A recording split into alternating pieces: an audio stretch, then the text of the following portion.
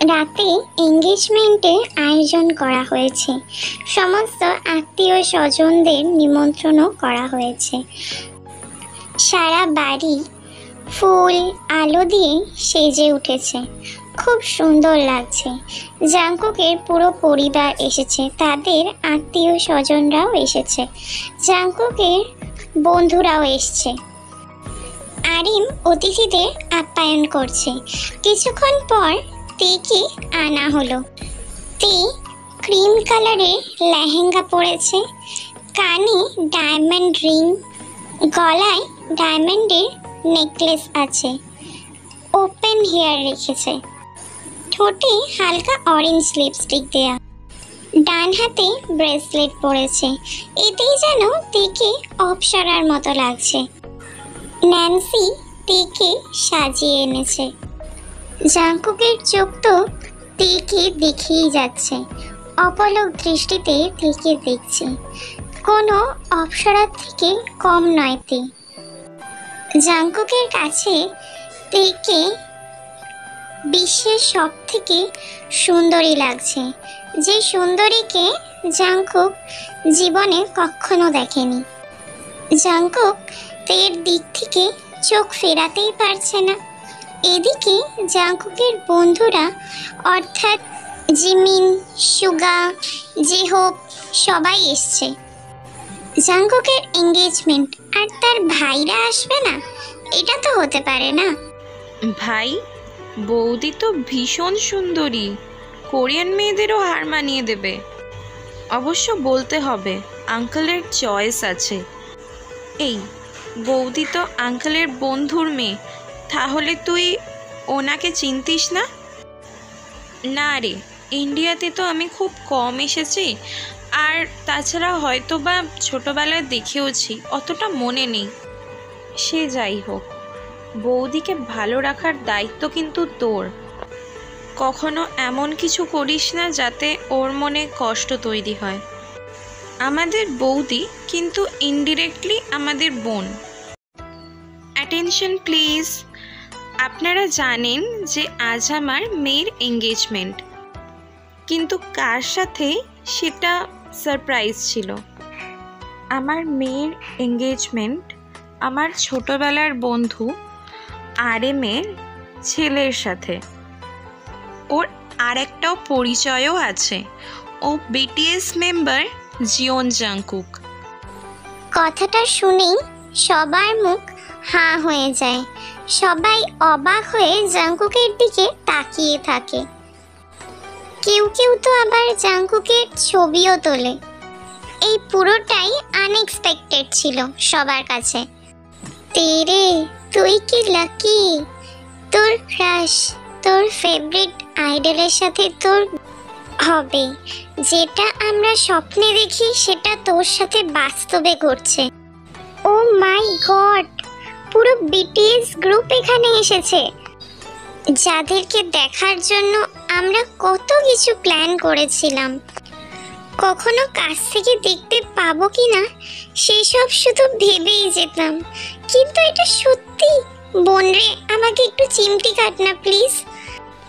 নে, চিমটি কেটে দিলাম। এবার তুই চুপচাপ এখানে দাঁড়া। এত হ্যাংলা কেন তুই? ওরা তো এখানেই আছে, পালিয়ে তো আর যাচ্ছে না। চুপচাপ দাঁড়া, পরে ওদের সাথে দেখা করতে পারবি।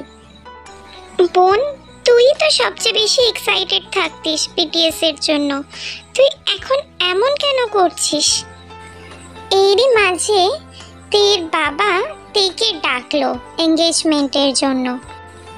এরপর তে স্টেজের ওপর গেল, তের সাথে ন্যান্সিও গেল। এরপর জাংকুকও স্টেজে গেল, জাংকুকের সাথে সুগাও গেল। ন্যান্সি আর সুগা দুজনেই এঙ্গেজমেন্ট রিং ধরে দাঁড়িয়ে আছে। এরপর দুই পরিবারের সম্মতিতে জাংকুক তেকে প্রথমে রিং পরিয়ে দিল।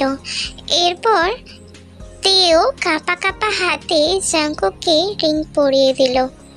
হঠাৎই জাংকুক তের কাছে এগিয়ে গিয়ে তের কোমর জড়িয়ে ধরে তের কপালে নিজের ঠোঁট ছোঁয়ালো। জাঙ্কুকের এমন কাণ্ডে তে অবাক হয়ে গেল। বড় বড় চোখ করে জাঙ্কুকের দিকে তাকালো। উপস্থিত সকলেই অবাক হয়ে গেল, এমনটা কেউ আশা করেনি। এদিকে জাঙ্কুকের বাবা মা আর তের বাবা মার ঠোঁটে হাসি যে তারা ঠিক মানুষকেই তের জন্য বেছে নিয়েছে। তের সারা শরীর জুড়ে যেন শিহরণ বয়ে গেল। তের একটা অন্যরকমই অনুভূতি হচ্ছে, যেটাতে প্রকাশ করতে পারছে না। এরপর সকলে এসে এসে ওদেরকে কনগ্রাচুলেশনস জানাতে থাকলো। এরই মাঝে বিটিএস এর সকল মেম্বার জিমিন, সুগা, জেহোপও এলো তের সাথে কিছু কথা বলতে। প্রথমে তেকে কনগ্রাচুলেশনস জানালো, তারপর তেকে নিজেদের ইন্ট্রোডাকশন দিল। Hello Taeyong, I'm J-Hope. Nice to meet you. Hello. Hello Te, I'm Jimin. Nice to meet you. Hello Te, I'm Suga. Nice to meet you. Okay, but what should I call you all? You are our little sister, so you can call us Oppa. Okay, Oppa. ভাই, তোরা তো একটু ওয়েটও করলি না আমার introduction করানোর জন্য। Wait কেন করতে যাব? আমরা তো আমার লিটল সিস্টারের সাথে নিজেদেরকে নিজেরাই ইন্ট্রোডাকশন করিয়ে নিয়েছি। By the way, little sister, who is this beautiful lady who is standing beside you? Oh, she is Nancy, my best friend. Hello Nancy, nice to meet you.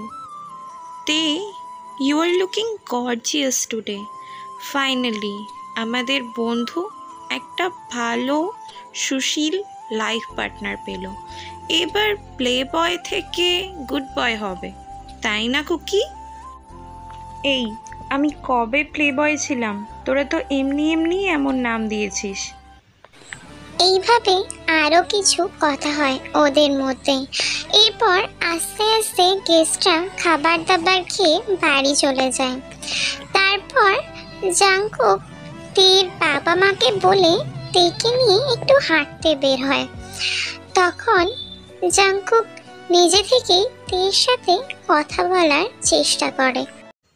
जन्म जन्म जन्म साथ चलना यूं ही, कसम तुम्हें कसम माँ के मिलना यही, एक जान है भले दो बदन हो जुदा, मेरी हो के हमेशा ही रहना, कभी ना कहना अलविदा, हा हा हा हा हा हा हा ओ ओ